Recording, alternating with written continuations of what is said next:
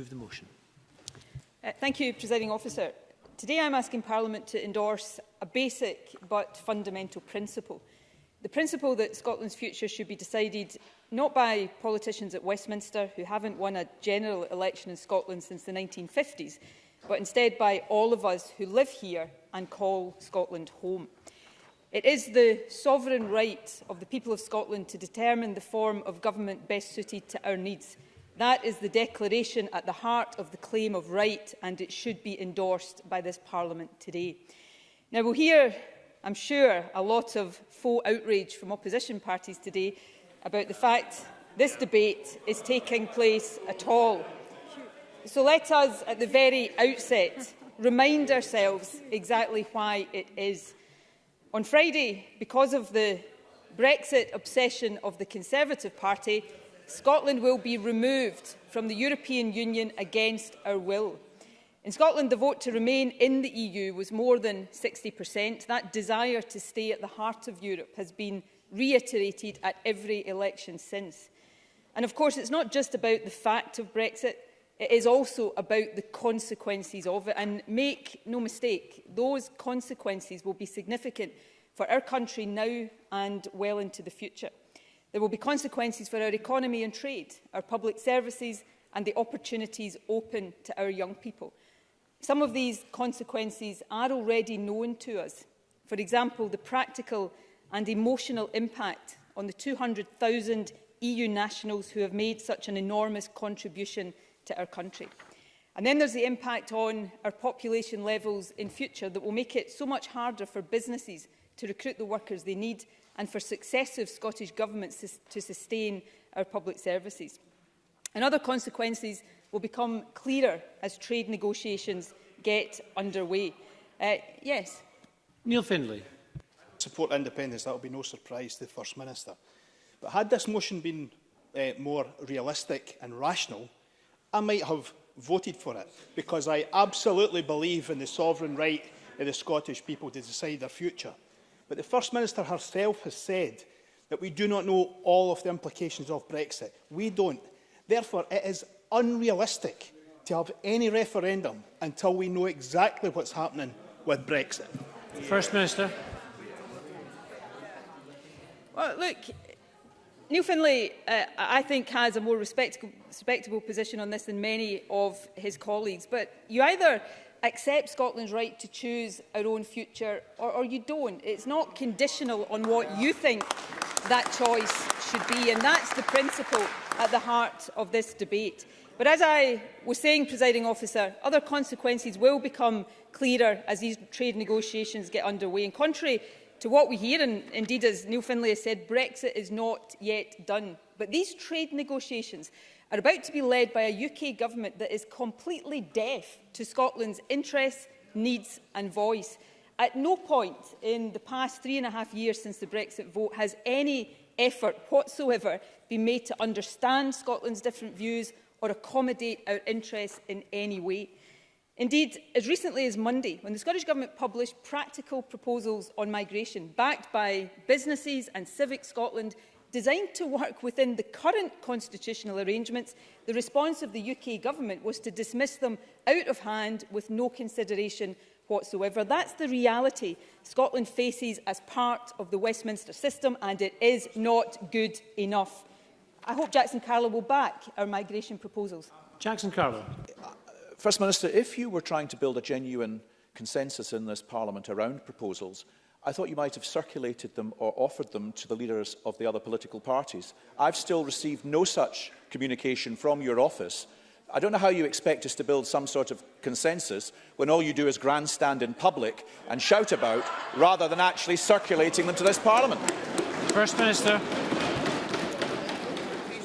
I can share it with Jackson Carlow that the proposals are available on the internet. I'm sure he is able to use a computer. But in the interest of consensus, I will ensure that a copy is personally delivered to Jackson Carlow's office later this afternoon, and then perhaps we can get his support for that, and he can perhaps try to persuade the UK Government not to dismiss them out of hand. I wait for that intervention from Jackson Carlow.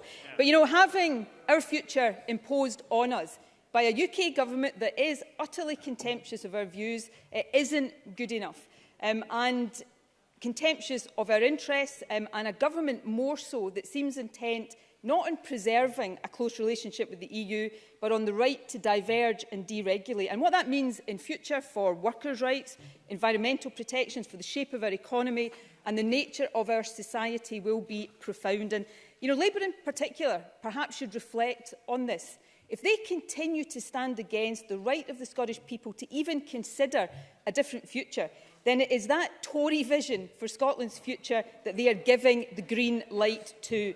A Tory vision driven on the part of some by jingoism and xenophobia. A Tory vision that will narrow the horizons of the next generation, make the country poorer and hit hardest those who are already poor and vulnerable. If Labour stands aside and lets that come to pass, then it will be on them just as much as on the Conservatives. Presiding Officer, at the heart of all of this is a basic fact. Brexit and everything that will flow from it is happening against the will of the vast majority of the Scottish people. It is an affront to democracy. And of course it represents a material change of circumstances from those that we faced in the 2014 independence referendum. Back then the message from those on the anti-independence side could not have been clearer. The only way to protect EU membership, they said, was to reject independence. As Ruth Davidson said, and I am quoting her directly, "No means we stay in, we are members of the EU." Of course, they also told us then that the Tories probably wouldn't win the next election and the prospect of Boris Johnson becoming Prime Minister was just a scare story. And yet now, because we are not independent, we have a Boris Johnson-led majority government that Scotland did not vote for, and we stand just 2 days away from losing our EU membership and all of the rights that go with it. In my view, it is beyond doubt now that the only realistic way for Scotland to return to the heart of Europe and ensure that we get the governments we vote for is to become an independent country. Now, I accept, in a moment, that many, including the member trying to intervene in this chamber and across the country, take a different view of independence. That is entirely legitimate. But what should be beyond any democratic argument, in light of the material change of circumstances that Brexit represents, is that it must be Scotland's choice to make. And it must be for this Parliament, not Westminster, to determine when and on what basis an independence referendum should take place, a view, of course, backed by more than 60% of people in Scotland in a poll just at the weekend. And on that point, I'm very happy to give way. Mike Rumbles. I thank the First Minister for giving way, and it's really appropriate at that point because he's just quoted an opinion poll of 60%. But we did actually have a vote last month, and 55%, the majority of Scottish vote. You might not like this, but this is the fact. 55% of Scottish voters Can we hear the question, please? Voted for candidates who did not want another referendum. How about recognising a democratic mandate? First Minister. You know at least one Liberal Democrat candidate who stood in that election in Scotland who backed Scottish independence, so I think the argument is somewhat flawed. But of course, let's go on to elections, Presiding Officer. My party has now won 3 successive elections on a manifesto commitment to offer people a choice, not to impose a future on them as the Tories want to do, but to give them a choice between accepting Brexit as part of the Westminster system or choosing a different future as an independent country. In the general election just past, it was the Tories who explicitly recognised that the result would provide a mandate. It was on the ballot paper, they said. A vote for the SNP was a vote for a referendum, and the only way to stop it was to vote Tory. Well, people cast their verdict. In that election, the Tories lost more than half of their seats, and the SNP won a higher share of the vote than Boris Johnson did UK-wide. The democratic case for allowing people in Scotland to decide whether or not to become an independent country is overwhelming. And it is that principle, not the substance of the independence issue, that Parliament has been asked to endorse today. But of course, it is hard to escape the conclusion that it is their fear of the choice Scotland would make on the substantive question that is driving the anti-democratic position of the opposition parties. Parties who had confidence in their case, who believed that it would win the day, would have no problem whatsoever with trusting the people of Scotland to make the choice. It is only ever parties who know that their arguments are bust that have to resort to blocking democracy.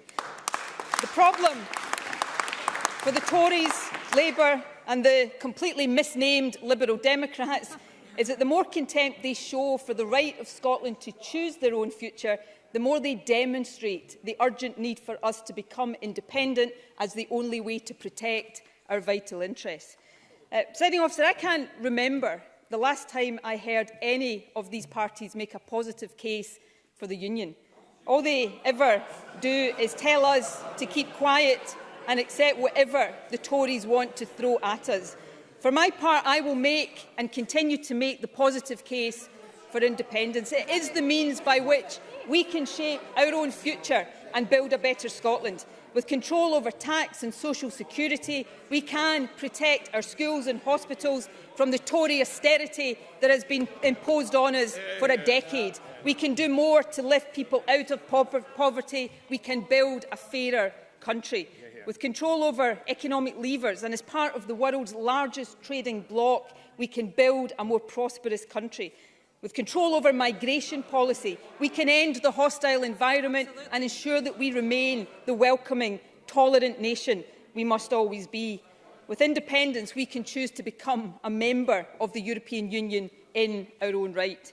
Now, as I said earlier, I know not everyone agrees with my position on independence, but I'm happy to have that debate and let Scotland decide.